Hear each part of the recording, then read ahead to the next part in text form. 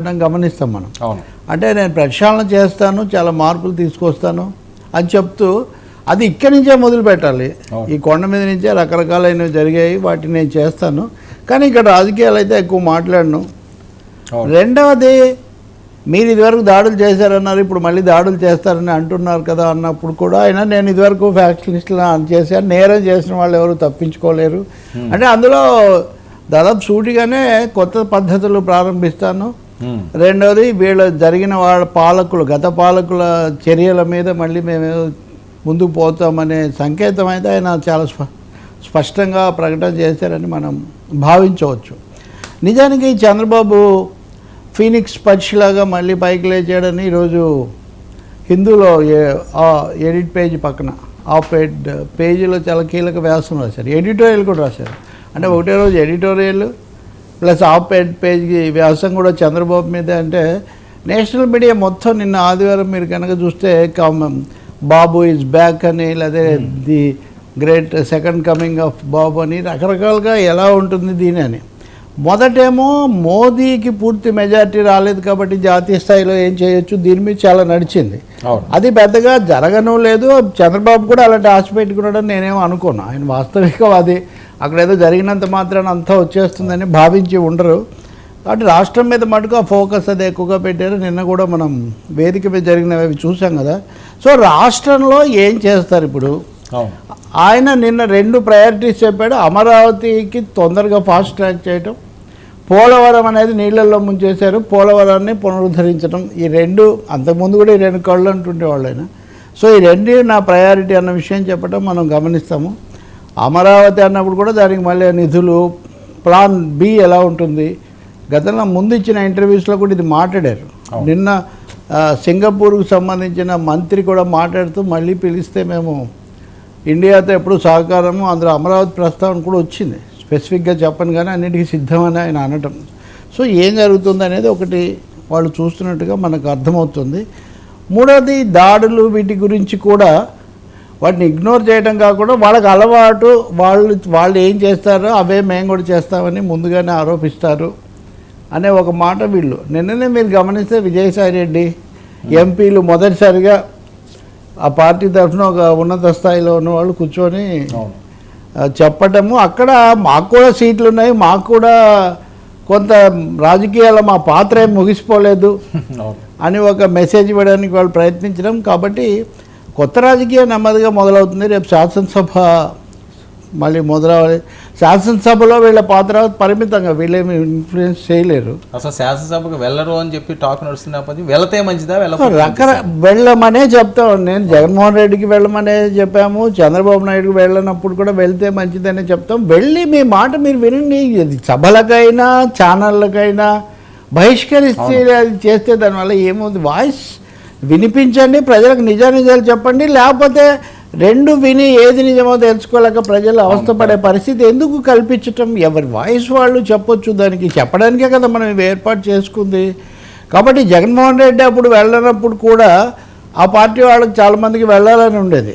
కొంచెం if you look back ఏం జరుగుతుందంటే సెకండ్ ఎవరు అనేది రాకూడదండి, సెకండ్ ఇన్ కమాండ్. ఇప్పుడు మీరు చెప్పిన చాలా విషయాల్లో 2వ స్థానం ఎవరిది అని.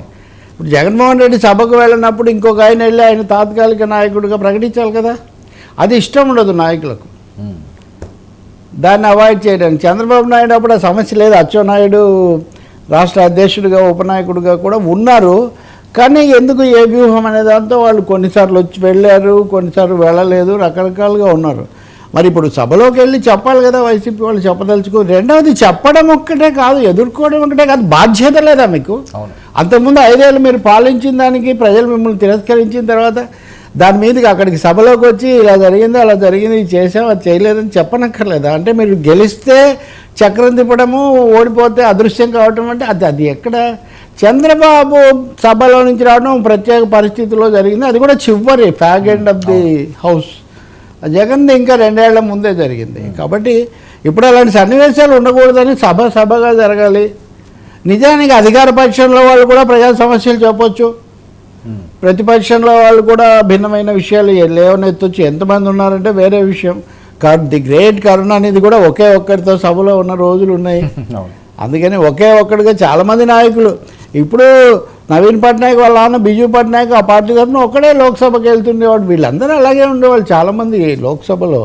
కాబట్టి అదేం పెద్ద సమస్య కాదు, వెళ్ళటమే ఎప్పుడు శ్రేయస్కరం అని చెప్పాలి. ఇప్పుడు ఈరోజు హిందువులు కానీ ఇతర వాళ్ళు కూడా రాస్తున్న క్వశ్చన్ ఏంటి, Chandrababu Naidu investment friendly, corporate friendly, ఆయన ప్రయారిటీస్ ఎక్కువ అర్బనైజేషన్ మీద, అప్గ్రేడింగ్ మీద ఉంటాయి, ఆ వ్యవసాయానికి సంబంధించి కొంత మరింత ప్రాధాన్యత ఇవ్వాలన్నది 99-2004లో వచ్చింది. రాష్ట్ర విభజన తర్వాత 2014 అప్పుడు వచ్చిన సమస్యలు కొన్ని కొత్త సమస్యలు వచ్చాయి. అందులో మళ్ళీ మోడీతో కలిసి ఉండి విడిపోయి వీటన్నిటి వల్ల చివరికి వచ్చేసరికి అది కూడా ఒక ప్రత్యేక పరిస్థితుల్లో ముగిసింది. ఇప్పుడు ఆయన హైటెక్ విజన్ నుంచి జగన్మోహన్ రెడ్డి ఒక్కసారిగా వెల్ఫేర్ విజన్ అనే ఒకటి తీసుకొచ్చాడు. దాని నుంచి మళ్ళీ ఎదుర్కోక తప్పదు కాబట్టి ఈయన వెల్ఫేర్ విషయంలో కూడా ఇంకో 2 అడుగులు ముందుకేసి చాలా ప్రకటనలు చేశారు.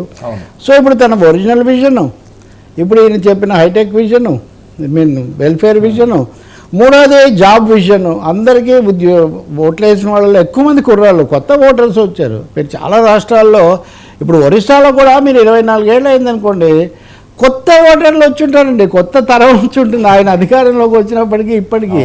సో చంద్రబాబు నాయుడుకు కూడా ఇవన్నీ దృష్టిలో పెట్టుకొని ఎలా చేస్తాడనేది ఆయన ముందున్న పెద్ద ఛాలెంజ్ అని చాలా గౌరవంగానే. ఇప్పుడు ఒకటి మనం ఒక వినయం ఉండాలి మనకు ప్రజాస్వామ్యంలో.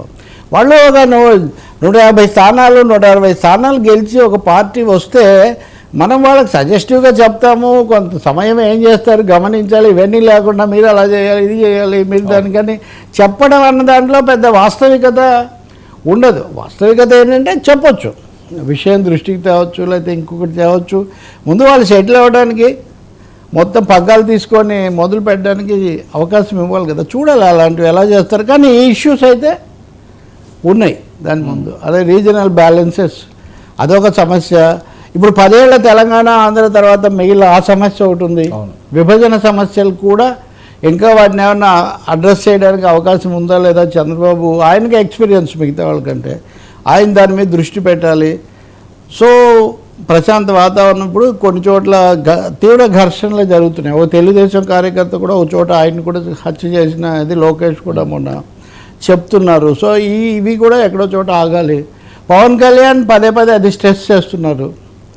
ఆయన ఎన్నికలు అయినప్పటి నుంచి కూడా ఈ దాడులు దౌర్జన్యాలు కాదు, మనం ముందుకు సాగాలి ప్రశాంతంగా అనేది. సో అదొకటి ప్రశాంతత రావడం. ఇప్పుడు ఇప్పుడు చాలామంది మెసేజ్లు పెడుతున్నారు, మెగా డిఎస్సి మీద సంతకం ఎప్పుడు పెడతారు, ఇంకోటి ఎప్పుడు. రేవంత్ విషయంలో కూడా అదే జరిగింది ఈరోజు సాయంత్రం. అందుకే 5 సంతకాలు పెడతారని ఆయన చెప్తున్నారు. కాబట్టి సంతకాలు పెట్టి అవి వాస్తవం దాల్చేటట్టుగా చూడడం కూడా చాలా అవసరం. సార్, పవన్ కళ్యాణ్ ఏ పోర్ట్ఫోలియో తీసుకుంటే, ఇంకొక మాట కూడా చెప్తున్నాను.